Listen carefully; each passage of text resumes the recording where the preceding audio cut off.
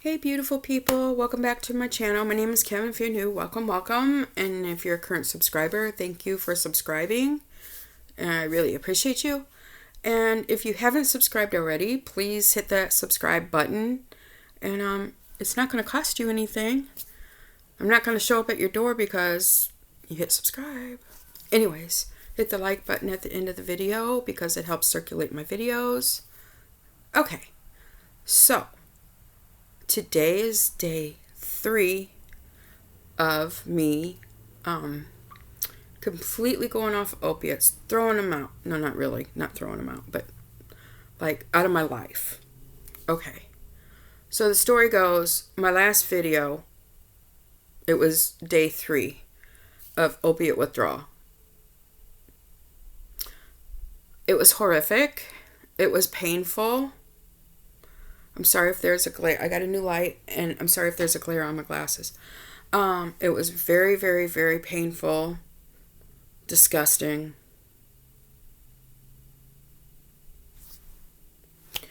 And I don't know what else to say about it other than I went through literal. Okay, so Monday I went to my doctor. Oh, well, let me back up a little bit more. So I got a small prescription. Sorry about that. And I was just taking one pill a day, so it was kind of like a taper, right? You know, well, it wasn't really a taper. I mean, I was through withdrawals, and then not through withdrawals, like I was going through them, and so then at least the one pill a day wasn't killing me. Okay. So I go to pain management on Monday, which was 2 days ago or whatever. And I have a long talk with my nurse practitioner, who's my pain management specialist. And we were talking about my positive urinalysis that came up because of me taking CBD oil. And my CBD oil was pretty strong stuff. It was good stuff. It was not cheap. It was helping me, but my number, and I don't know in our state, if the numbers are 5 or under, it's negligible. It means there's nothing there. Mine was 180 milligrams per milliliter. I don't know what that means in the world of testing positive for marijuana. That's just what my numbers were. And anything above 5, they cut you off, right? Then you have to take another and then come back in a couple weeks. And if you pass that, I don't know, maybe there's a 3 strikes rule. I probably signed some. I'm sure what I signed, it's all written out, right? So there's no, like, question. Okay. But anyways, so I say to her, you know, and she's talking about my fatty liver, worried about it converting to cirrhosis or autoimmune converting to hepatitis. So, because, you know, the fatty liver, and it's when you're taking Percocet with Tylenol in it, because I can't take the Dan with aspirin because I'm allergic to NSAIDs and aspirin. So, that leaves a whole nother class of drugs, of opiates, that I'm not willing to cross the line for.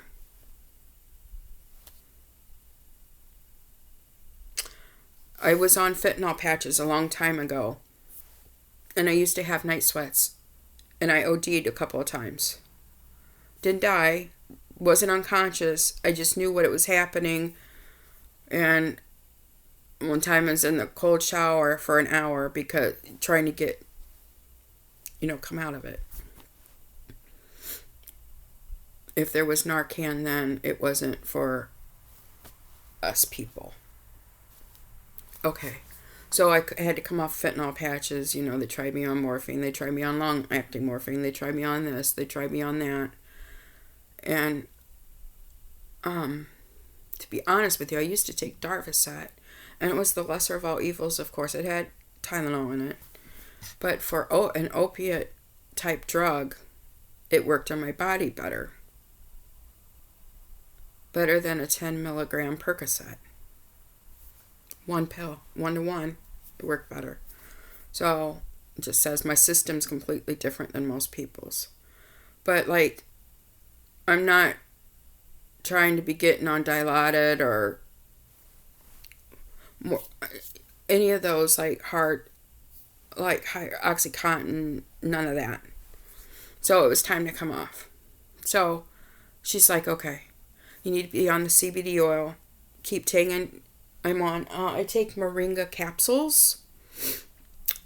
And then I think there's 56 powerful antioxidants in them, and I love them. Anyways, and they give me energy. I'll tell you in just a second. And then Moringa oil, Moringa capsules. Sometimes I use the oil under my tongue. And then I'm going to start back on the CBD oil. And then she says, get you some THC gummies for your pain. Okay. So I had a friend of a friend of a friend get me some that makes them, whatever. And I got a couple. And they're made, the ones I'm taking are from indica. So it's supposed to be more calming. It's supposed to be more calming. Okay, so anyways, the first day I eat one. I'm high as a kite. It was way too much. One. I didn't like the feeling of being high, but whatever. Okay, pain related, yes, check, right? So then day 2, while I was on the 1 pill a day of the opiates, I was kind of having withdrawals a little bit. So it wasn't, Okay. So day 2 comes around and I'm testing the waters of how much to eat, right? So I have pain, I have the pain therapeutical levels build up, right? And not be so high. Bring this up and bring this down, right? So day 2, yeah. And by the way, it did not make me sleep. And most people it does. I don't know if it's because of my fibromyalgia and the way the brain is wired. The chatty Cathy, the neurons, da-da-da. I don't know. I don't know if taking it longer will quiet that some. I don't know. Maybe in a different form. Possibly. So, day 2 comes. Okay. And no withdrawals. What? The only thing I could say about day 2 that might be a little bit bad was at nighttime, my restless leg syndrome. I started to get an agony in it, but I make this. One day I'm going to make a video and show you how I make it. What I put in it. Don't laugh at my junk. But this is how much I've used out of this. And,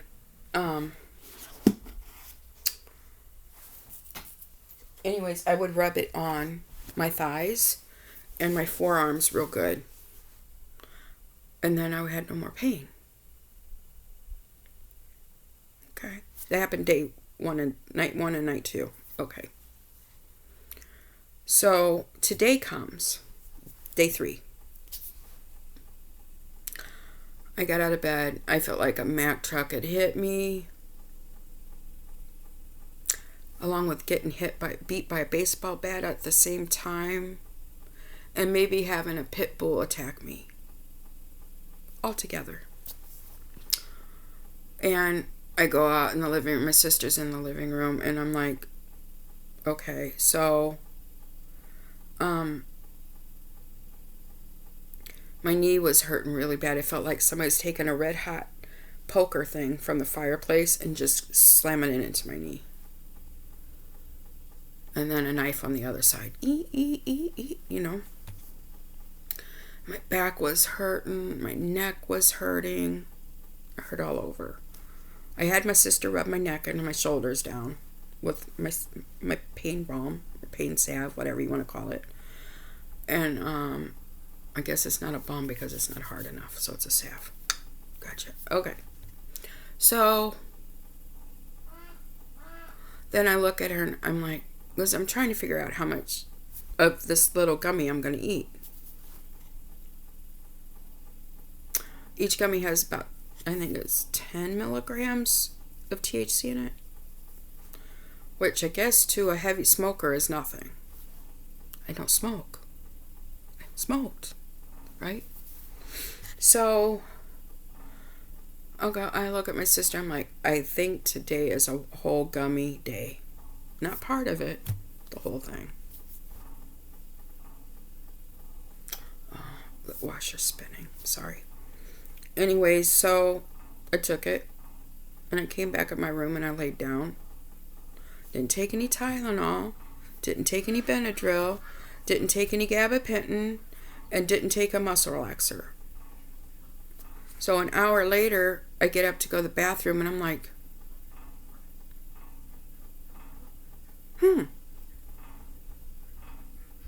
well, ain't that funny?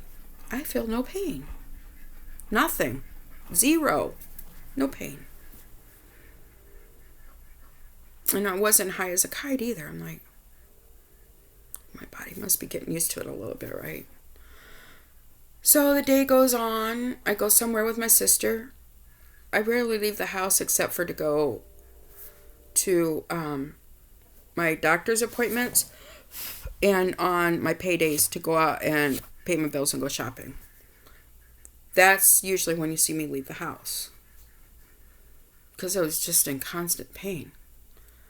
And so all day today, when I went out with my sister, we came home. She started cleaning out in the living room, deep cleaning, and I'm like, I'm going to go clean my bedroom. Folded all my laundry, put it all away. I dusted, completely changed my beddings, washed my curtains, cleaned my ceiling fan. I felt no pain. Then, my back started getting a little sore. Not painful, just sore. And so I'm like, okay. So I got my antidepressant and took it, and I took a gummy. No gabapentin and no Benadryl. I haven't had any withdrawal symptoms today. None. Zero. So while I'm controlling the pain with that, I'm going to be taking the Moringa and CBD oil together. Taking them. Because I want those powerful antioxidants inside me. All of which are, the ones that are in there are potent anti-inflammatories. So, and tonight I took a curcumin with black pepper ground in it, the big capsule.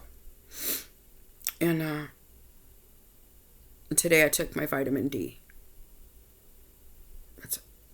I took a potassium tonight too. 500 milligram potassium. Magnesium. So sorry. But that's all I've had. I haven't had any pain-related medicines except for the twice today. That's it. Water. So that's all I've had today. And I gotta tell you,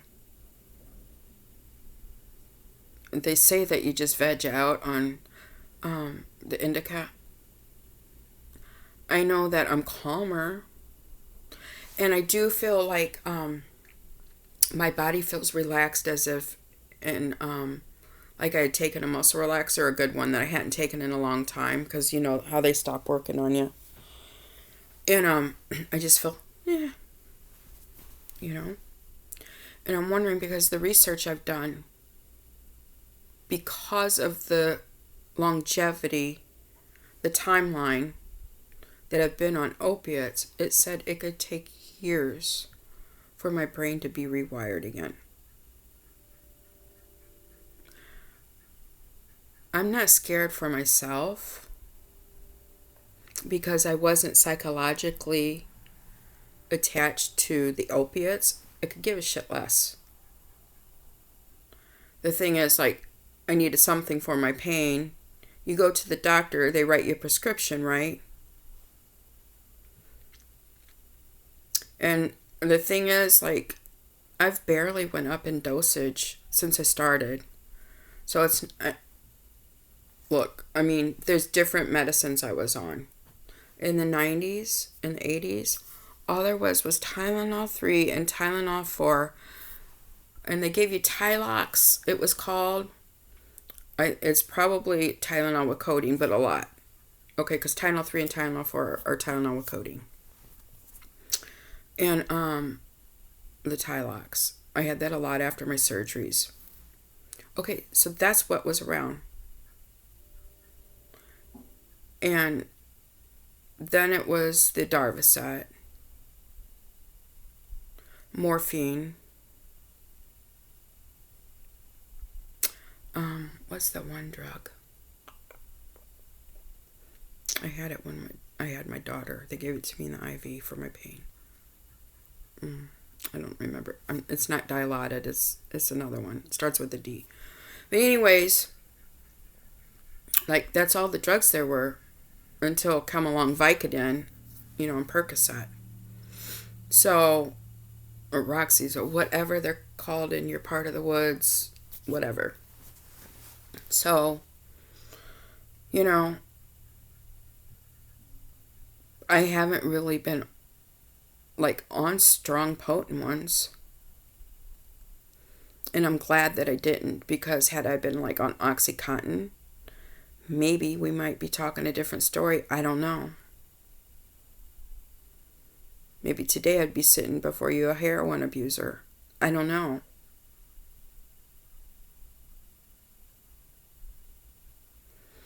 So, but anyways, no withdrawals. I'm, like, anticipating to have the restless leg syndrome, but maybe not. I need to find out why mine, like my iron levels, I need to get them retested. I don't think that's it. I think it's the fibromyalgia exacerbating the restless leg syndrome, but I'm not sure, because I still very much have fibromyalgia. It's just the pain is different, gone with the different kind of medicine. Because before, my pain medicine was only controlling about 50% of my pain anyway. So I'm taking a drug that only takes away 50% of my pain. It's got tons of Tylenol in it, and I'm killing my liver. I think it was time for a reevaluation. I think that for me, you're different. Please, if you have, let me say this, please, if you have any underlying medical conditions that are serious, like heart problems, diabetes, whatever, do not try to detox at home, because it could be deadly for you. Because one of the symptoms of withdrawal is heart racing. After there's different phases. And the rapid heartbeat, if you got heart problems, that would be a problem. And then I'm guessing with the blood sugar for diabetics. Well, a lot of them have congestive heart failure and all kinds of problems, but maybe that's why, I don't know. But I'm not having withdrawal symptoms, so they're curtailed by the one gummy, 2 gummies a day. I mean, it's natural. Yeah, it's probably got sugar and some food coloring or food it's got food flavoring in it or whatever. blue raspberry, sour apple. It's probably a gelatin thing, I'm sure. Like Jello, but they don't taste as good as Jello, so I'd like to learn to make my own. Anyway, so I'm happy with where I'm at. And in about 3 more days, I will update you again. But I think that I've found the winning combination. Now, as soon as I can get CBD oil back in my body, I'll be very happy. So,